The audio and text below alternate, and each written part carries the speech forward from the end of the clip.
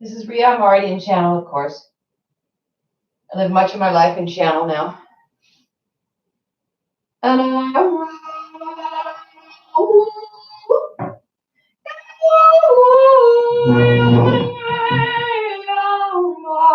Just a reminder that God proclaimed me oracle. Don't be mad at me.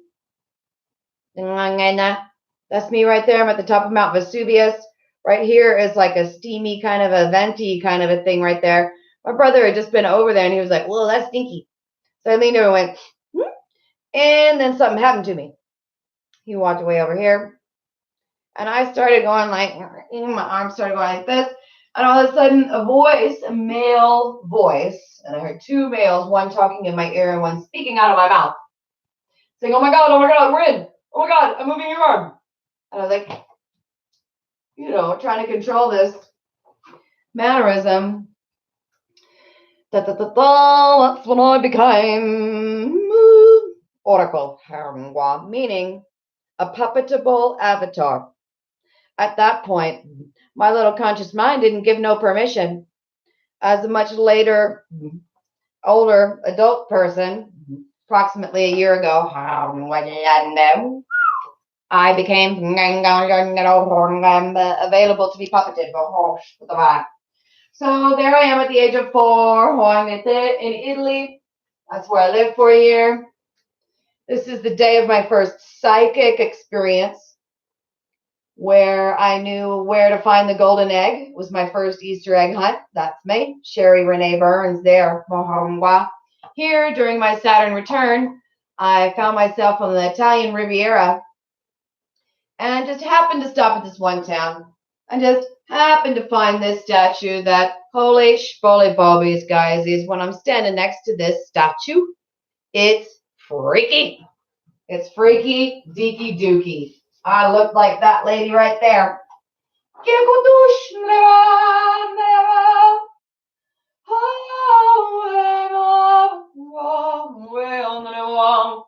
Rhea is a unique being, everybody.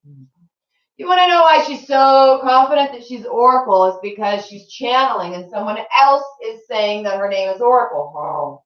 When she's not in this, she's like, well, I'm pretty sure something going on. And she's reaching out to the world. Because this is really difficult stuff. And we are the ancients. And I guess I'm going to see you later. Got a call.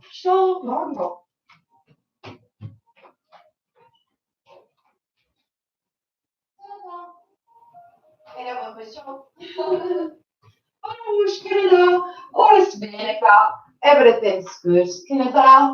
So, what about this oracle person? We're coming here. We want to say hello and talk a little more about what's going on your planet. Explain a little bit about ourselves. You want to call us the Ibrahim Collective. Ibrahim Collective. Ibrahim Collective.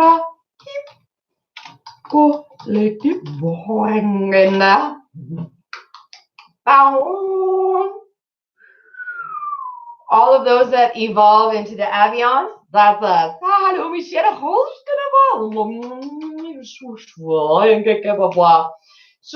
Michelle, wonderful timing. Yes, sure. Wow. So, then there are others called the ancients. Okay, now these, the ancients, all right? This is what you want to call the oldest thing there could be, okay? Now, when you think about what is God, it's a really somehow this great mysterious concept for us, okay? I'm going to tell you right now what God is, okay? God is a grand and orderly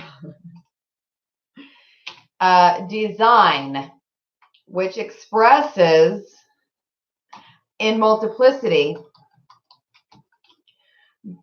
by the process of self-promulgation.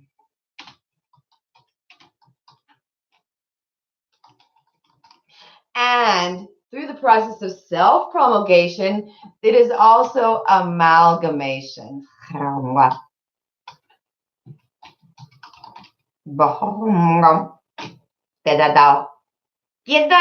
That's it. Let's read that. God, the grand orderly design. Notice I didn't say designer. We'll get back to that. Multiplicity by self-promulgation amalgamation. And the way you get an inside is because something goes from being like this, going boop, boop, boop, boop, boop, boop, boop, boop, boop, and then there's a cell that's inside of some other cells. And then now that's inside and outside. And so one begins with no thing, okay, but that's not nothing, okay, because a thing is what we're talking about. So at the beginning, you don't want to say nothing. You want to say there was yet no thing, okay, instead of there was nothing. Okay, of course, it would be really false to say there was nothing because, well, everything. And it's so hard to understand. And, you know, there's that interview with the Eben where they like drugged him and they flashed the lights, asked the poor bugger to get him to tell the truth. It's called the lasso of truth. That thing is a real bitch. And well, you know, we spoke truly. It's really hard to comprehend the toroidal nature of one's being because, well, you seem to be kind of stationary. You're actually more like this all the time. And your eyes are moving around in the way that my arms just moved in that fashion. And so there are some people that have seen God as the multi-faced God. Okay, the multi-faced God is that God which is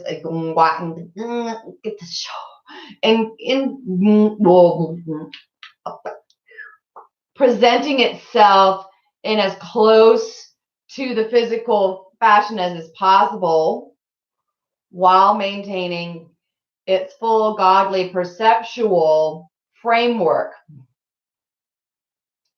So it's eyes, it's freaky. It's Yeti is really like the next thing down from the multi-faced God. They're really like one generation apart. But the multi-faced God, you can be walking away from you, but still be turned right towards you, looking at you. And so it freaks people out. Okay, so their eyes face any and every direction, and that freaks people out. Okay.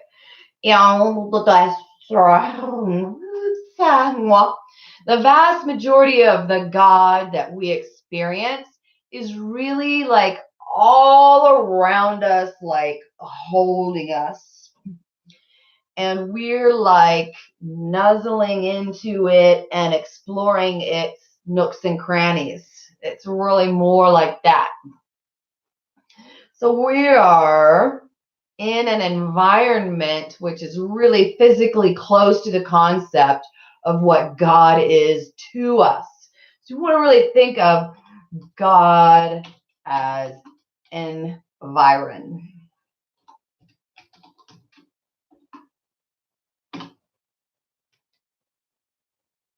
And they want a second version of that.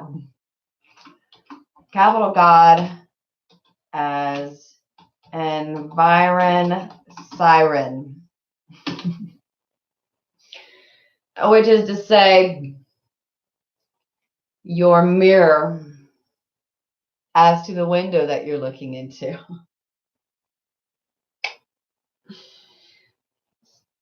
some concepts are really hard to get. Okay?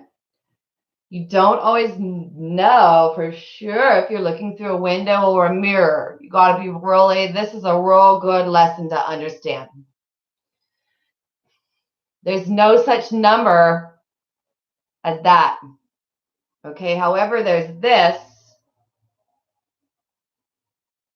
and it stands for two things simultaneously. It stands for a mathematical representation of infinity, and it also stands for hasn't happened yet. Because any thought that one has descends into physicality. You are the mana, which is raining heaven all day long. It's your thoughts. And it's really hard to get used to the idea. And this is the stuff that you're used to here. And, there are ways in which this feels like more real than what is actual reality. Isn't that interesting? However, it is because of a convincing that has taken place. Because have you ever noticed how light the present moment is? And how there's nothing to believe in, and how it's very much more like you're just floating. And you have a set of beliefs built into your body that aid in this floating. And you have much available to you in terms of downloading. Much. However, don't let your perception of this realm take control of your desires. What is real?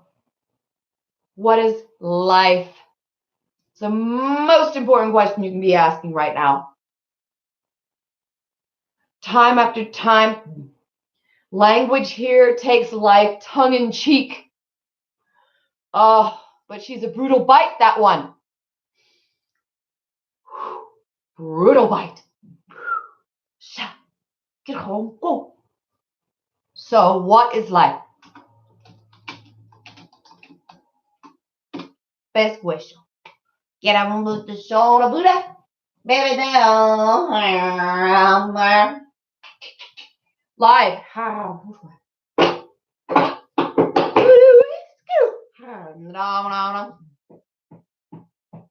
Life is defined by the realm you're in. And some of them want to burn your skin. So, infinite spirit, show me the way. When you pray to the spirit, you recycle. Okay? So, what is life? Spirit, for example, which is part of life.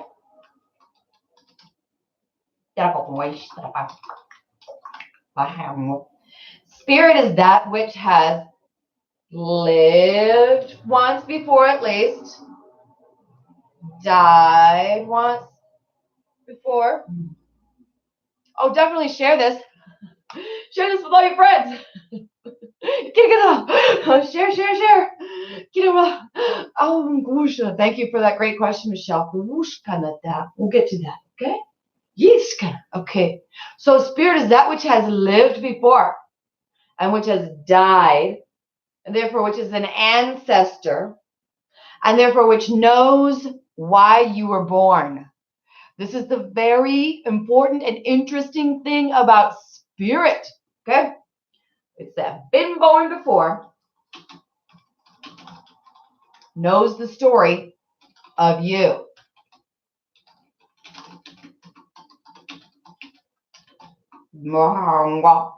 And their ancestors. And your ancestors are your DNA lineage, of course, and those lives which you've been and their DNA lineage. So you're like everybody spread far and wide All of y'all's is just like web. So that can be, you know,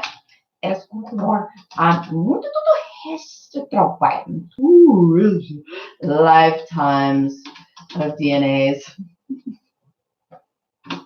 You go. Okay, so how do we get more people to wake up to this? Okay, well, so the flat out truth that my guides are saying is you return the planet to its original form, and that means the ingestion of psilocybin, however you say that word. Return the planet to siliness. It's very silly. It's very silly planet, this one. I'm not doing that right now, so you know. But that's one of the original, when I asked my guides what, like, okay, blow my mind. Tell me how to save the planet. And they're like, well, there's the 72 hours of darkness that's going to come upon you. What you need to do is prepare for that by making sure that everybody over the age of 24, meaning 25 and up, because then their frontal lobe is attached, gets access to a nice organic dose for somewhere over those 3 days, and then hold each other's hands while you cleanse, because the right ones actually cleanse people. And then you wake up from this and everybody wakes up. I know it sounds silly, but there you go. That something like that is a simple answer. There's other answers too of such. Return the planet to silos. I know it's like I don't know. And then just go have a good and also so what's going on in the world right now? It's gonna get political. Sorry, the answer's political. So okay, political answer. When the name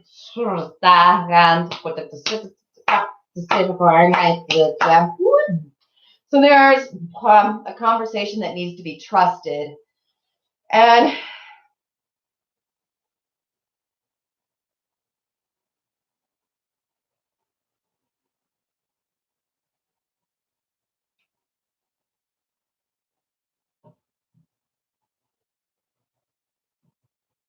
okay, so there's a blanket of healers and helpers like all over the planet, you know, and it's us and it's visitors.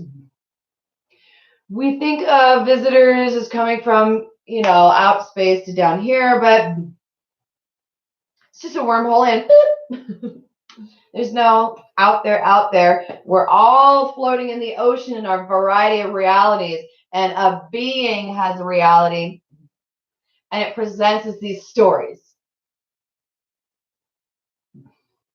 And here you are down in your story, and Zeus is like, kids, time to come for dinner. And you guys are like, oh, thank God this game sucked. But, you know, there's our level where it's more like, you know, the actual stuff's happening. And that is that there's aliens, future us's, most importantly, okay, from the next cycle, because every 2,200 years we get a new lord, okay, and the other realm is 22 seconds. And I'm going to have to leave here in a couple of minutes. And so something happened after, you know, Jesus made it to be Lord.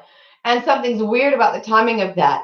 And when we realize that that's 19 ago, and that it really needed to be 2,200 years ago, almost, for us to really be on target for if that story was correct, you know, we need to start just really like filling in the blanks of our history. And there's a lot of people that are doing it. And, you know, okay, the easy answer is study Enoch. Everybody study Enoch because, Eric Von D, whatever his name is, he's really good. He's on it. Watch Gaia, for the love of God. Everything on Gaia. And there are so many people, that teach, the spiritual practices, but you have to just not have a fluff life. That's the main thing. Don't have a fluff life. Don't just vacate while the world falls apart. Scoop up lost children. Educate yourself about what you are. Definitely play, do music, return the earth to a dancing form. Only do organic. And yes, I'm going to say it this way because I do have to go. So, appropriate vegetarianism is possible. Okay? Agreements can be made. And there are some places where that's happening.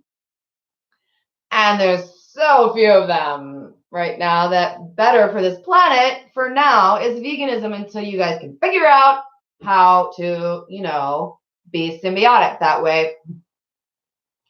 So look towards synchronicity, symbiotic relationships.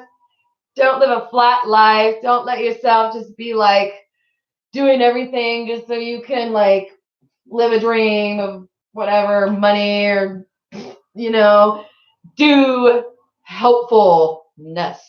And you'll know what it is because it won't leave you alone. Won't leave you alone. Okay? Periscudo, was nice catching you live. Scooter, was so good to have you ask me a question. So just and I'm gonna post this and I'll see you guys. Oh, look, we just had our little toot. I was gonna go. I love you guys. This has been Oracle. Bye bye. This is girl.